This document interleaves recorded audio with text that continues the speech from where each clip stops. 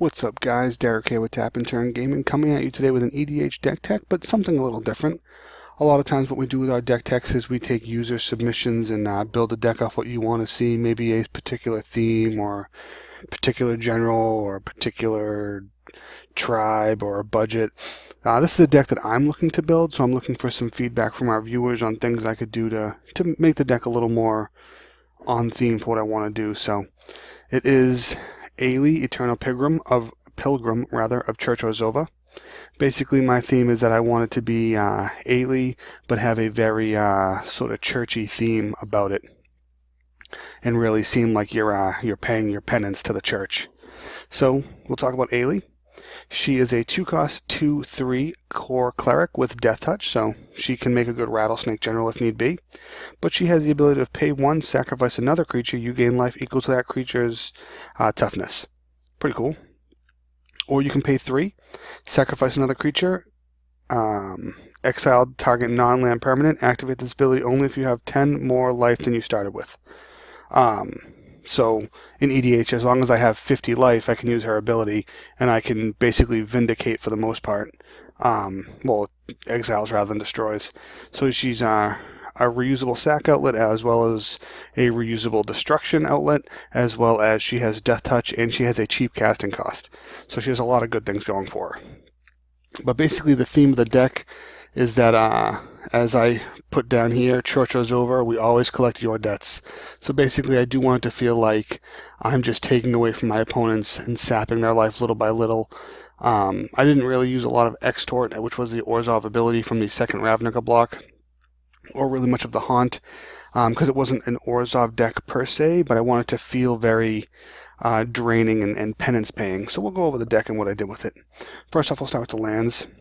Bajuka Bog, Cabal Coffers, Command Tower, Emeria the Sky Ruin, Evolving Wilds, Godless Shrine, Isolated Chapel, Orzhov Basilica, Orzhov Guildgate, 12 Plains, Reliquary Tower, Scoured Barrens, Shambling Vent, 11 Swamps, Terramorphic Expanse, and Temple of Silence and Terramorphic Expanse. Pretty basic land base, not a lot to it. For our artifacts, we are running Ashnod's Altar for the sack outlet, Nim Deathmantle for its combo potential, Orzhov Cluestone, Key Rune, and Signet for the mana, Soul Ring for the mana, and Staff of Domination because this card is basically amazing with all the modes it can do. You can untap itself, gain life, untap target creature, tap target creature, draw a card. Like, it just does so much for you. For enchantments, we are running Dictate of Erebos for the Grave Pact effect, as well as Grave Pact for the Grave Pact effect.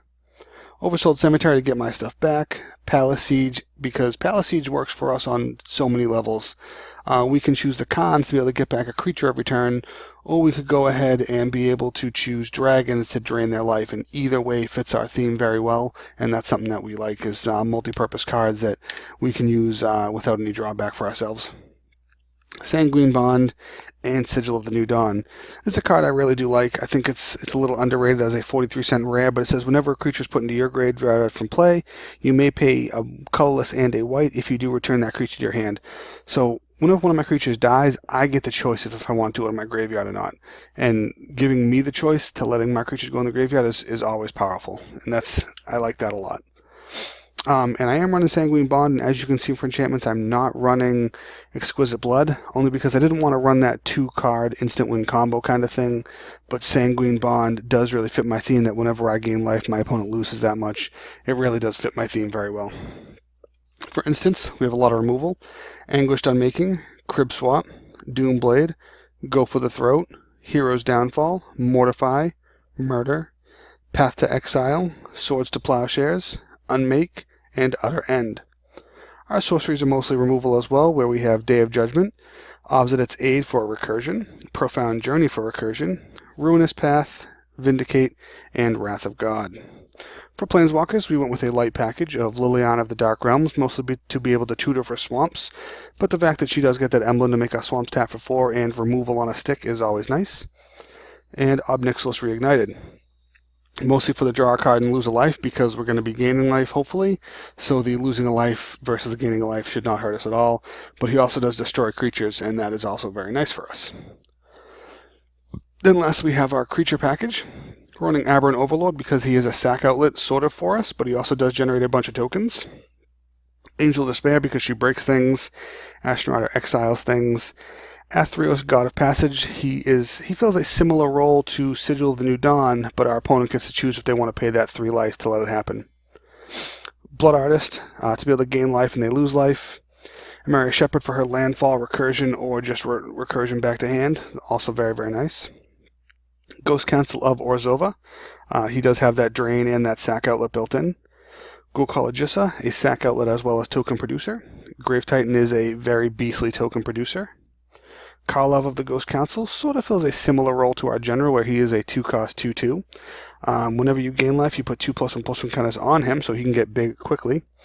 And for 2 mana, via a white and a black, you can remove 6+1 counters from him to exile target creature.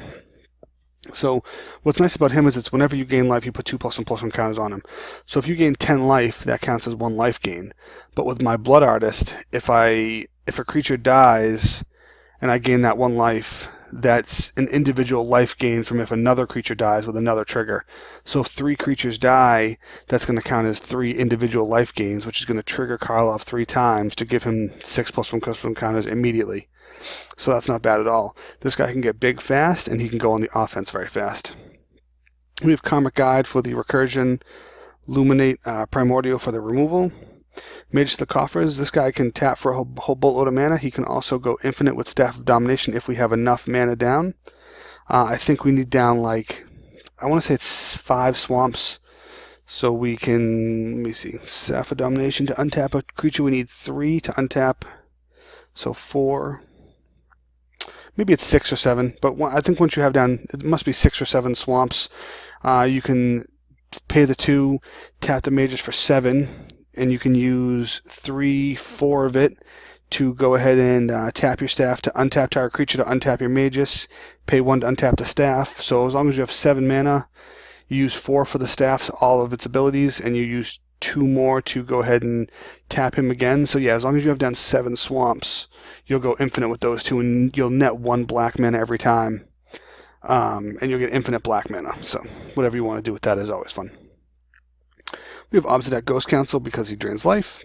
Orzhov Guildmage because he has a fun ability, and when you have an infinite amount of black mana, you can use his ability to make each player lose 1 life as much as we want, and hopefully we have generated more life than they have, and then we win. Plague Log for the sack outlet that also kills. Revelark for the res. Runescar Demon because when he dies, when he enters, he tutors. Sadistic Hypnotist for the sack to make them discard. Shouldered because she is shouldered and she is good. CDC Undead Vizier fills a similar role to Runescar Demon and lets us tutor, but she needs to have something die to do it. Skeletal Vampire this guy is a very underrated and phenomenal beater for a win con. 6-cost 3/3 flyer, not a great body, but he comes in with 2 1/1s, so he's essentially a 6-cost 5/5 in the end. But you can pay 5, sacrifice 1 of the bats to go ahead and get 2 bats, which in essence more or less says pay 5 to put in a bat, but the fact that you do have to sacrifice a bat means it will trigger Grave Packs and Dictates, and it will trigger Blood Artists and things of that nature. So he has a lot going for him where that is the fact of him, but you can also freely sacrifice a bat to regenerate him. So once he's on the board, if you have the mana, he's very, very hard to kill, and if you can generate infinite black mana, you can generate infinite bats, and then that's also very hard to deal with. We have Soul Warden, so we gain some life. Soul's Attendant, so we gain some life. Suture Priest, so we gain some life. Teysa Orzhov Scion, so that when we're doing what we're doing, we're also generating a bunch of creatures. If we're going to generate infinite sacks and infinite bats with Skeletal Vampire, every time one of our black bats dies, we're going to get a 1/1 white spirit. And once we get 3 1/1 white spirits, we can exile a creature. So you can see where we have a lot of combo potential. Viscera Seer, because if we can generate unlimited tokens, with him we can generate unlimited scry, then we don't need tutors because we can draw exactly what card we want when we want to draw it. Vishkal Blood Arbiter, this guy's just a phenomenal beater. I like to just swing with him, and if my opponents don't hit me with a removal spell and he doesn't happen to be blocked, sacrifice a bunch of creatures and just make him huge on the spot. I like him for that. Viscopa Guildmage is a 2-cost 2/2 that lets us give a creature lifelink, which is also very, very nice when we want to gain life. Or we can make it so whenever you gain life this turn, each opponent loses that much life. So you can use those two abilities in tandem so that if we swing with a 6/6, we hit them with both, and we gain 6 life, and they lose 6 life, and it actually becomes like a 12-point life swing rather than 6, and that's very, very nice for us. And we have Zulaport Cutthroat, because when we want more, we want to gain more life and make them lose more life. So that's overall what I went with the deck, all that stuff right there. I would really just like your guys' input. I am keeping it fairly casual. That's why I don't have a lot of tutors in there, because I kind of just want it to be like I get what I get. I do have a lot of combo potential in there, as I can't help but be the guy that has combos in there. But the way I build combos usually is you need 3 or 4 cards to make it go. For instance, if you have an Ashnod's Altar, Nim Deathmantle, and then say like a Grave Titan, you have infinite mana as well as infinite token production. So that's like a little combo, but it requires 3 cards to do so, and it's easily disruptible. It also works with my Skeletal Vampire. It also works with my Aberrant Overlord. So it's just some cool stuff there. But yeah, this is my Ayli Eternal Pilgrim commander deck that I'm starting to build, putting together some of the cards for it. I'd like to get some feedback from you guys if there's anything I should, off the top of your head, add or take out that will be on theme for what I'm trying to do. I know that on the lands I forgot Temple of the False Gods, because I am going for that churchy theme. But let me know what you guys think. This has been Derek with Tap and Turn Gaming. This is my Ayli Eternal Pilgrim deck. Please like, comment, subscribe, and really just let me know what you think I should add or take out. I am super open to criticism. Doesn't bother me at all. So, come at me, bro, I guess. Thanks a lot, and goodbye.